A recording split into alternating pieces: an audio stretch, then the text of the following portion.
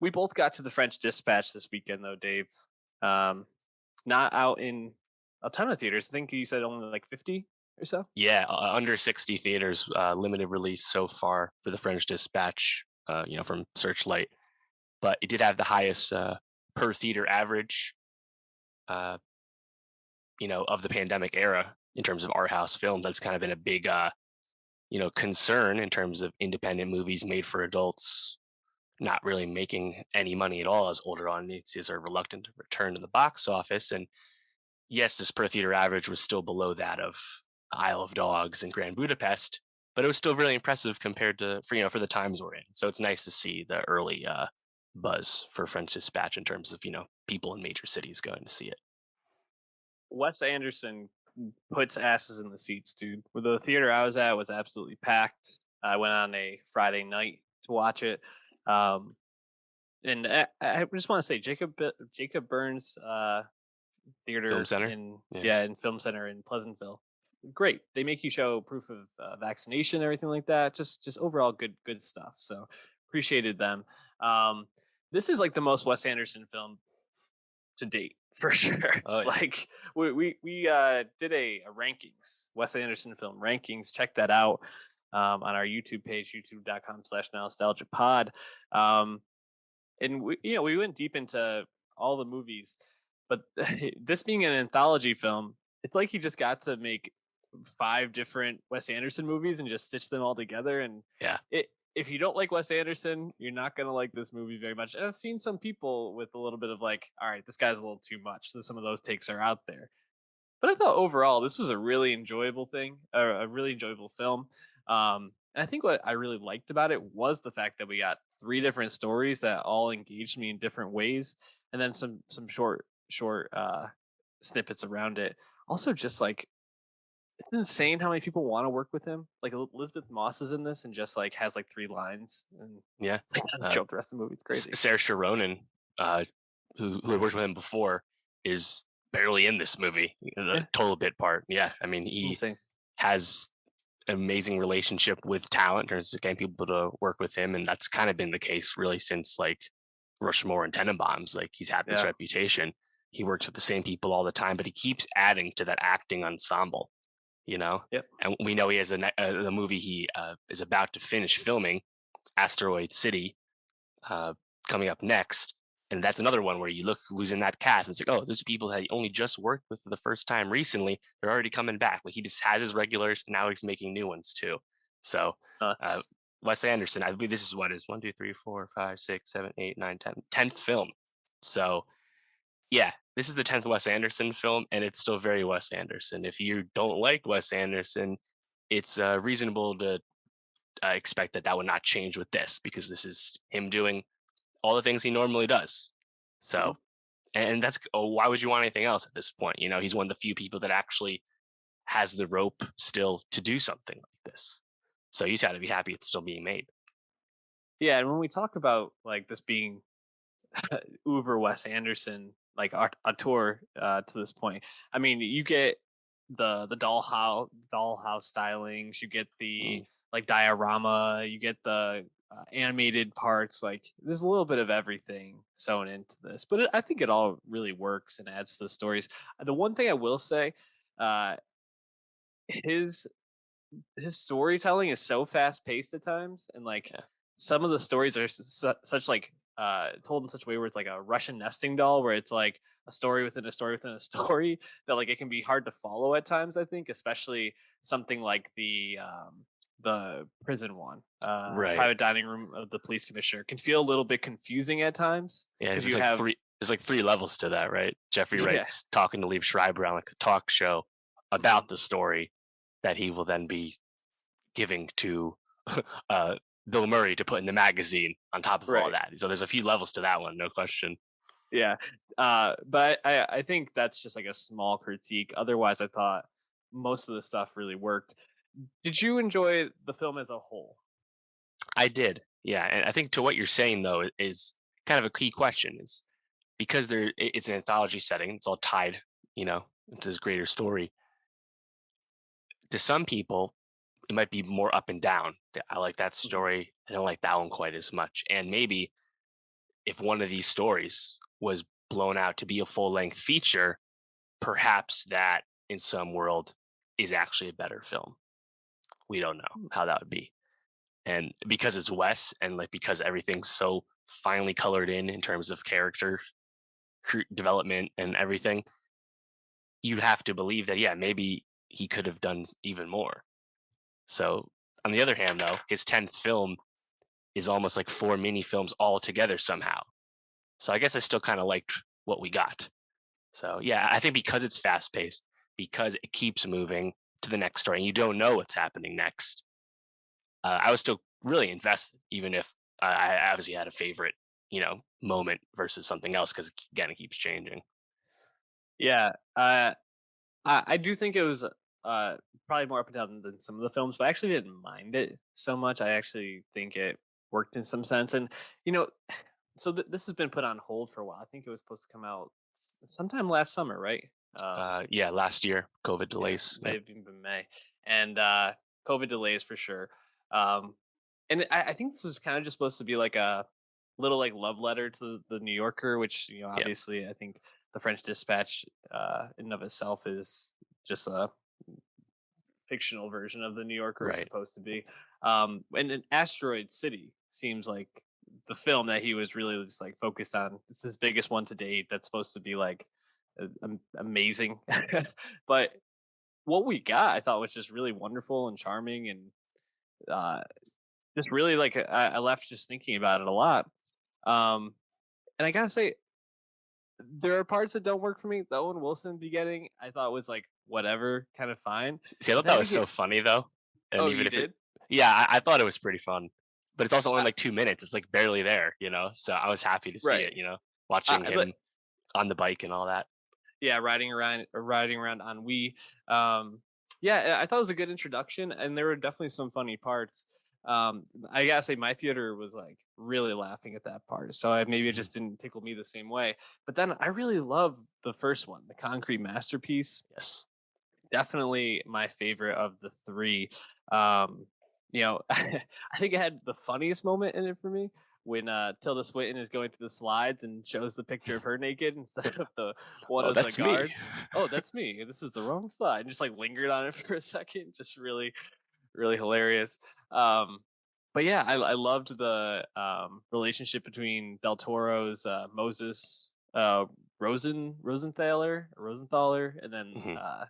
Leah Seydoux Simone, who I gotta say, after seeing her in No Time to Die and then Yeah, here, night and day to me. Like she's just so much better in this film, in my opinion. Maybe it's the role, maybe it's the I writing. think I it's don't know. definitely the role. Yeah, but definitely. And then I loved Adrian Brody in that one too. What did you think of that one? Yeah, so I like that one. I think that one's really good. It's funny to reckon with Wes's relationship with like the real world. For the most part, he always just makes fictional locations, fictional, more aspirational versions of places, right? Like the New York City and Road Tenenbaums. Not very recognizable. It's kind of an amalgam and idealistic, you know, Mhm. pie in the sky type of New York. In this case, right, we're in this fictional French city, but he actually manages to like take a lot of inspiration from real life. So many of these characters are based on real people. Many of them, obviously, figures at the New Yorker, like Harold Ross and James Baldwin and Joseph Mitchell, etc. But even like Adrian Brody's character in that piece is based off a famous art dealer who was profiled in the New Yorker decades ago. So it's kind of cool to see him do this because he hasn't really done this too much. Yeah. But yeah, I like that one a lot. I thought Brody was great as like the slime ball character, um, and I mean, the visuals were really, really tremendous, as you expect in the prison, though. But I loved everything about the art in terms of like building up building up this artist and the completely phony fashion. I thought that was great. Then he also had like the love story and the everything with Del Toro's ability to create and all that. I thought was really good. But then I think Brody has like the best line too. It's like artists are meant to sell their work or however he puts it, which I think is a Mhm. nice nod from Wes. So yeah, I think that was really cool. Yeah, I thought that one was great. Also, just there's something about the Wes Anderson scenes when like someone's trying to leave and they're like, "Oh, there's a bunch of people outside," and then they like cut to all the people outside and they're all just like waiting behind the door with like a knife or something. Yes, I the just always prisoners. find that like just super funny, and he really pulls it off well in that one. Um, but yeah, I thought that one was great. What stories stood out to you? I mean, there's only three of them. Yeah. But which one was your favorite? So I actually liked the Chalamet student revolutionaries one the most. I feel like the most popular one seems to be the final one with Jeffrey Wright, but I really like the one with students. Again, kind of inspired by real life events in terms of the student Paris protests in the Mhm. '60s. And I thought Chalamet as Zeffirelli was really funny. I loved his uh, counterpart uh, figure, the his fellow woman at the school, and how like they butt heads because they don't quite align in terms of their ability to take down society and all that. Mhm. Love that. Um, I think everything with the kids was really cool. I think the way they set that up too, and like the motif of like chess coming back and stuff. Really Mhm. liked all that. Um, that one also shifts between black and white and color, similar to the prison one or the artist one. Actually, wait, was that Yep. one only in black and white? Come to think of it, I don't actually Uh, remember. It was definitely no, it's definitely in color because you okay. It's see the both. color on That's the right. paintings and stuff. Yeah, yeah. So yeah, I thought that one was pretty cool. Double dose of Chalamet this weekend, of course, with Dune. Um, McDormand. I guess like thematically, that one's like not as like meaty on the bone, but I was like just super invested in like watching these kids, try and stick it to the man. I was like really invested in it. It's very, very familiar, the Mhm. thematic thing in terms of like uh, very liberal college students and all that. But I thought that was really fun. Yeah, I thought that one was fun. It also had by far, I think, the biggest standout performance or surprise performance from Lena Kudry as Juliet in that one. I Mm, just thought she was like magnetic on the screen and definitely seems like a West find, so to speak. We talk about uh, these characters or these great actors just getting a quick moment. Christoph Waltz comes yeah. in for one scene just to get dunked on by Francis McDormand, and then never is heard from again. Or I guess you see him one more time in the whole thing. But yeah, I really like that one a lot. I think obviously anytime you get Chalamet and McDormand together and do a little fanfic with them, can't hate on it. Um, but yeah, no, I thought that one was really fun. And then I really liked the last one too, the private dining room of the police Hmm. commissioner. Just really giving Jeffrey Wright, uh, that James Baldwin esque role Yeah. to It's the best vamp performance in the movie for sure. 100%. And I think it also has the most like moving, um, I don't know, like themes to it, so to speak. I mean, Yeah. the whole like final line where him and Bill Murray are talking about the line that he cuts out because it's too sad, from the chef, played Right. by Stephen Park. Um, I just thought that really hit home and nailed it. And yeah, I mean that is probably the most loaded of the three. I mean, you got Jeffrey Wright, you got Liev Schreiber, Ed Norton, Willem Dafoe, Saoirse, like you mentioned, just in like a bit Yep. role. It's really really good stuff.